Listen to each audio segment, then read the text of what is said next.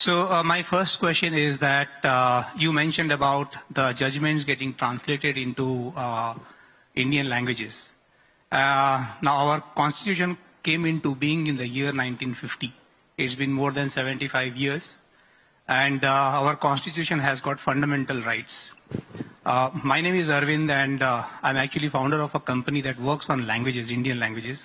Our vision is that India sees a day where all the Indian languages are equitable with English. So we do firmly believe that even though we have our fundamental rights which are outlined in the Constitution, the underlying premise is that those fundamental rights can be exercised only in English. Let us say it is right to justice, as you rightly mentioned earlier, and also right to education. So I would definitely like to know your views about exercising fundamental rights by someone who does not know English in this country.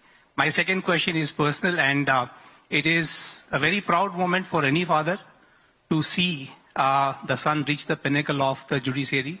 And had your father lived, I'm pretty sure that it would have been a very proud moment for him. And in having also seen him serve the Chief Justice of India, how do you think, had he witnessed your tenure as the CJI of India, he would have judged your tenure?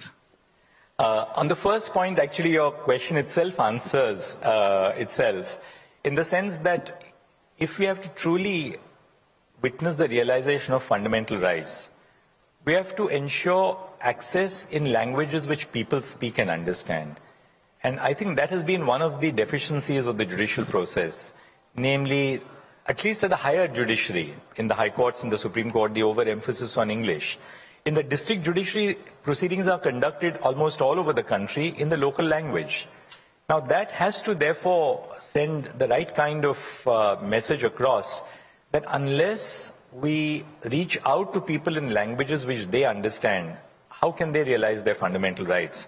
And therefore this process of, translation from English into Indian languages is part of that.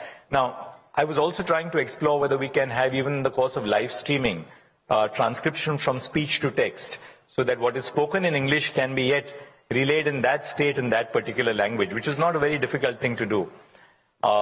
Your second question, well, my father's age and times were very different from the age and times in which I have served as the Chief Justice.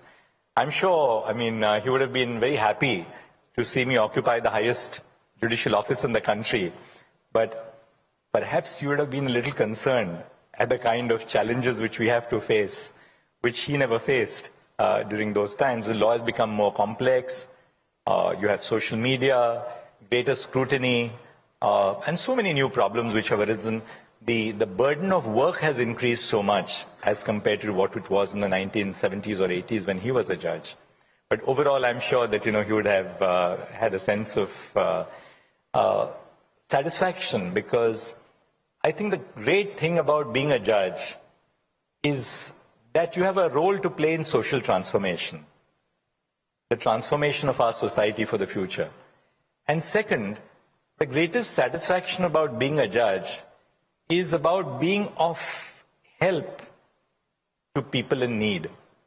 So for all the big cases which, we have decided, which were referred to at the beginning, I think the real cases which, stick in the heart are those small cases dealing with individual problems. A disabled student seeking admission to medical college, a Dalit boy seeking admission to IIT Dhanbad, another tribal student getting admission to IIT in Mumbai.